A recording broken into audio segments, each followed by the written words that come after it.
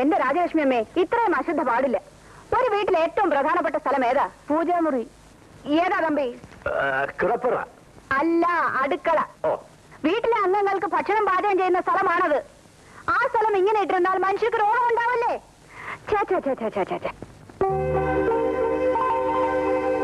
തമ്പി, നിങ്ങളല്ലേ ഈ വീട്ടിലെ ഗ്രഹനാഥൻ? അതെ. പിന്നെന്താ നിങ്ങൾ ശ്രദ്ധിക്കാത്തത്? വല്ലപ്പോഴും കൂടെ നിങ്ങളൊന്ന് അടുക്കളയിൽ ചെന്ന് നോക്കണം. ഇനി ദിവസവും 3 തവണ നോക്കിയേക്കാം. എല്ലാത്തിനും ഒരു മേൽനോട്ടം വേണം. അതില്ലാത്താണ് ഇവിടുത്തെ കുഴപ്പം. മനസ്സിലായോ? ഓ, മനസ്സിലായി. ഈ സ്ത്രീക്ക് എന്തിന്റെ സുഖടാ? അവരുടെ ചെറുപ്പത്തിൽ തന്നെ ഭർത്താവ് മരിച്ചുപോയില്ലേ രാജലക്ഷ്മി? അതുകൊണ്ടുള്ള സുഖക്കേടാ. സുഖക്കേടിന്റെ പേര് നിനക്കറിയാമല്ലോ. അതുകൊണ്ട് ഞാൻ പറയുന്നില്ല. എന്നാൽ ഇത് കുറെ കൂടുതലാ. നിവർത്തിയില്ലാതെ വന്നാൽ ഞാൻ എന്റെ തനി സ്വരൂപം കാണിക്കും കേട്ടോ. അയ്യോ, അത് വേണ്ട രാജലക്ഷ്മി. നിന്റെ തനി സ്വരൂപം ഞാൻ കണ്ടാ പോരെ. അവരെന്തിനാ കാണിക്കുന്നത്? വെക്കേഷൻ തീരുന്നവരെ നീ ഒന്ന് ക്ഷമിച്ചുകളാ. അത് കഴിഞ്ഞാൽ അവര് വെക്കൊള്ളുമല്ലോ. അതുകൊണ്ടാ ഞാനും അടങ്ങുന്നത്. പോട്ടെ, വിട്ടുകളാ.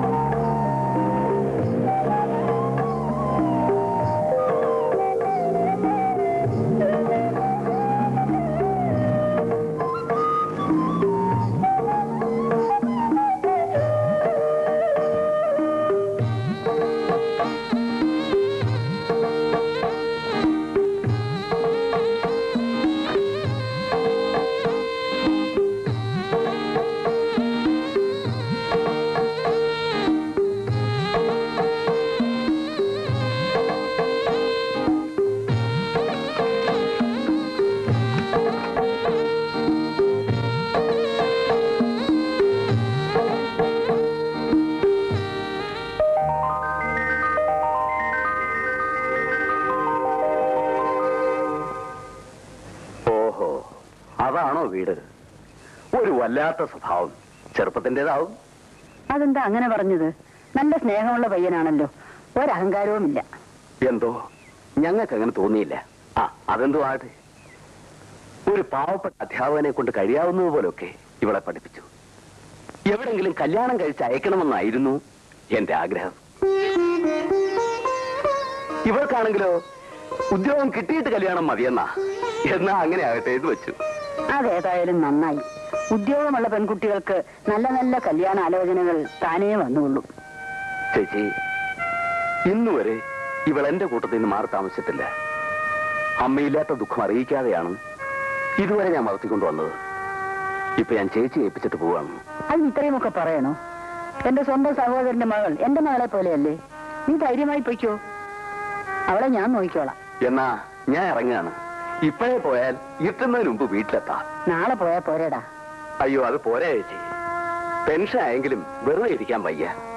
കുറെ നല്ല വീടുകളിൽ ട്യൂഷനുണ്ട്. ഇന്ന് വരെ മുടക്കം വരുത്തിയിട്ടില്ല. അതുകൊണ്ട് എനിക്ക് പോണം ചേച്ചി. എങ്കിൽ പിന്നെ അങ്ങനെ ആയിക്കോട്ടെ. മോളെ, കൂടെ കൂടെ കത്തെഴുതാൻ മറക്കരുത്. അച്ഛൻ വീട്ടിലെത്തിയാൽ ഉടനെ കത്തെഴുതണം. അത് പിന്നെ പറയണോ? വരട്ടെ ചേച്ചി.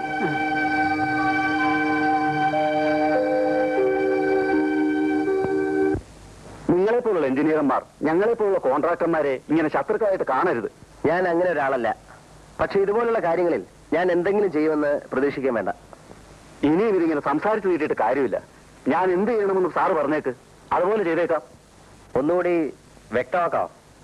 ഞാൻ എത്ര രൂപ തരണം? സാറ് തുറന്നു പറഞ്ഞോളൂ. നിങ്ങൾ അവിടെ എഴുതേക്കണം. എഴുതേക്കണം മിസ്റ്റർ. എന്റെ പേര് ബാലകൃഷ്ണൻ. രാജ്യം നശിച്ചാലും ജനങ്ങൾ മരിച്ചാലും പണം മാത്രം കിട്ടിയാൽ മതി എന്ന് കരുതുന്ന ഒരു എഞ്ചിനീയർ ഞാൻ. അങ്ങനെയുള്ള മഹാന്മാരുണ്ടെന്ന് എനിക്കറിയാം. അവരോട് സംസാരിക്കുന്ന പോലെ എന്നോട് സംസാരിച്ചത് ഇപ്പൊ ഞാൻ ക്ഷമിച്ചിരിക്കുന്നു. ഞാൻ പോകാം. പക്ഷേ സാറ് തന്നെ സർട്ടിഫിക്കറ്റ് എന്റെ ഓഫീസിൽ കൊണ്ട് തരും. അതിന്റെ സൂത്രം എനിക്ക് മനസ്സിലായില്ലല്ലോ. മന്ത്രവാദമോ മാജിക്കോ? അത് കാണുമ്പോ മനസ്സിലായിക്കോളൂ.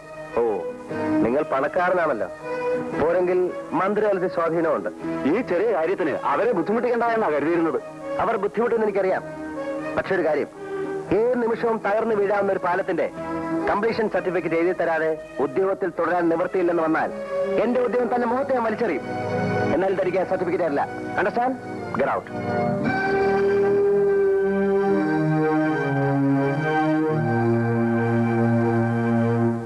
കിളവ് പോകുന്നത് വരെ സൂക്ഷിക്കണേ വേണോട്ടാ. അവരെന്താ ഇപ്പൊ ഇങ്ങോട്ട് കെട്ടിയെടുത്തത്?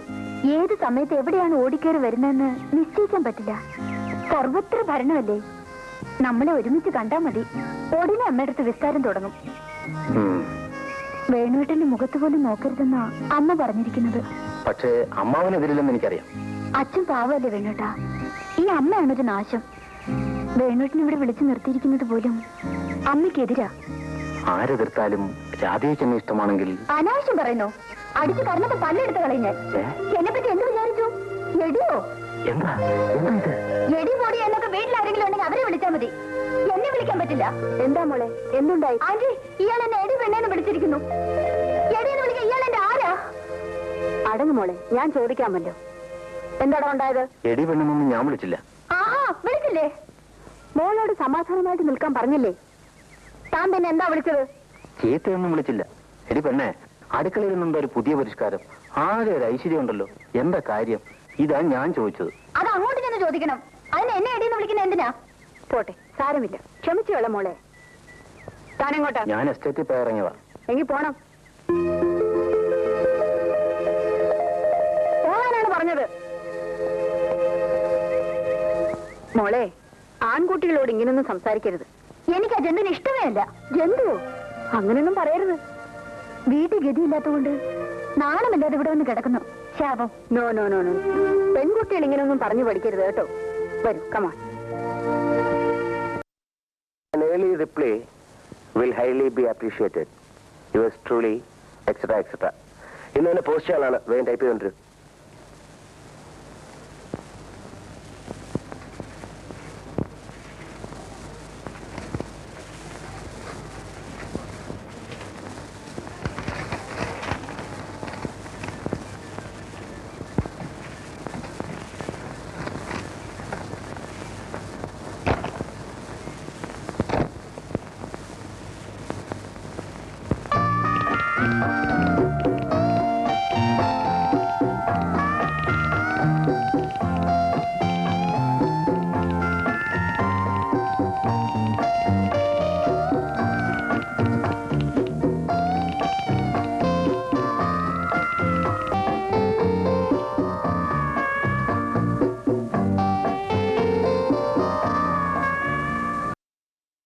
Excuse me, sir.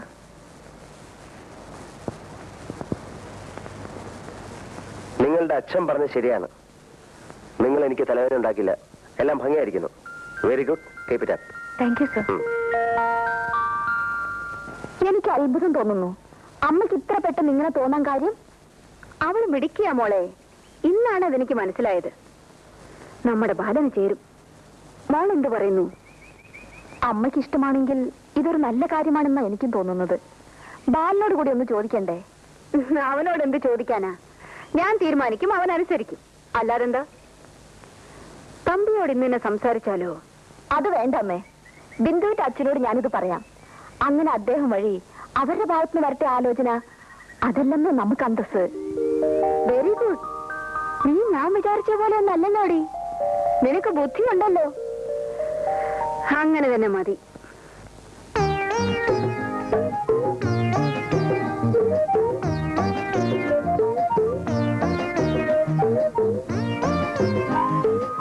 Good evening sir. എന്നെ കണ്ടാ സാറ് മൂഡ് ഔട്ട് ആവുമെന്ന് എനിക്കറിയാം. എങ്കിലും വരാതെ നിവൃത്തിയില്ല. ഞാനിന്നൊന്നും കഴിച്ചിട്ടില്ല. എനിക്കൊരു ഗ്ലാസ് കഞ്ഞിവെള്ളം തരുമോ സർ? അതിന് ഇത് ഹോട്ടലൊന്നും അല്ല. ഹോട്ടൽ അല്ലെങ്കിൽ ഒരു വീട്ടലല്ലേ സാർ? അല്ല, വീടല്ലേ സാർ? ഇവിടെ ആരുമില്ല, എല്ലാരും വെക്കേഷന് പോയിരിക്കുക. ഞാൻ ആഹാരം കഴിക്കുന്ന പോലെ ഹോട്ടലിൽ നിന്നാ. അയ്യോ സാർ, സാറ് ഹോട്ടലിൽ നിന്നാണ് ആഹാരം കഴിക്കുന്നത്? നല്ല വയറല്ലേ സാർ? എന്തിനാ അത് കേടാക്കി കളയുന്നത്? സാറിന് നല്ല ഒന്നാന്തരം ചാപ്പാട് ഞാൻ ഉണ്ടാക്കി തരാം. ഈ സോണേന്ദ്രൻ ഉണ്ടാക്കി തരാം. വേണ്ട വേണ്ട, ഇവിടെ പാചകക്കാരൊക്കെ ഉണ്ട്. വെക്കേഷൻ പാർട്ടി തിരിച്ചു വരുമ്പോ അവരൊക്കെ വന്നോളൂ. അവര് വന്നോട്ടെ സാർ. അതുവരെ ഞാൻ പാചകം ചെയ്യാം. അതുകൊണ്ടുള്ള ഗുണങ്ങൾ പലതാണ്. ഒന്ന്, സാറിന് നല്ല ആഹാരം കഴിക്കാം. രണ്ട്, അത്രയും ദിവസമെങ്കിലും എനിക്ക് പട്ടിണിയില്ലാതെ കഴിയാം. മൂന്ന്, സാറിന് ഇഷ്ടപ്പെട്ട എന്തെങ്കിലും തന്നാൽ അതെനിക്ക് വീട്ടിലോട്ട് അയക്കാം. തൊഴിലില്ലാത്ത ഒരു അഭ്യസ്ത വിദ്യന്റെ ദയനീയമായ അപേക്ഷയാണ് സാർ. സാർ എന്നെ കൈവടിയരുത്. അതിരിക്കട്ടെ, തനിക്ക് പാചകം ചെയ്യാൻ അറിയോ? എന്നോട് ഈ ചോദ്യം ചോദിച്ചാൽ തീരെ ശരിയായില്ല.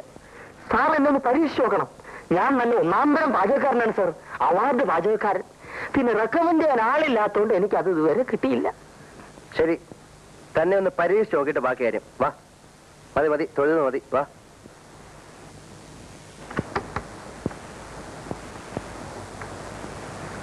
ആ, ഇതാണ് അടുക്കള. വേണ്ടതെല്ലാം ഇതിനകത്തുണ്ട്. വൈകിട്ടത്തെ ആഹാരം ശരിയാക്ക്. ചോറും കറിയും മതിയല്ലോ സാർ? മതി. ഊണ് മോശമാണെങ്കിൽ അപ്പ സ്ഥലം വിട്ടോണം. ഓക്കെ? Okay sir. സാർ ബാക്കി മുറികളെല്ലാം പൂട്ടിയിട്ട് വയ്ക്കുള്ളൂ. തിരിച്ചു വരുമ്പോഴേക്കും അത്താഴം റെഡി. ശരി. ഒരു ചമ്മന്തി അരയ്ക്കാൻ പോലും അറിയാൻ പാടില്ലാത്ത ഞാൻ എങ്ങനെ പാചകം ചെയ്യും?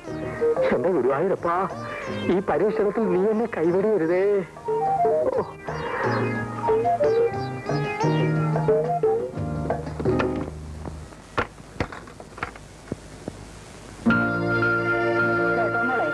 നിന്റെ അച്ഛന്റെ കൈയും പിടിച്ച് ഞാൻ പാലക്കയെ കൂടെ വരികയായിരുന്നു.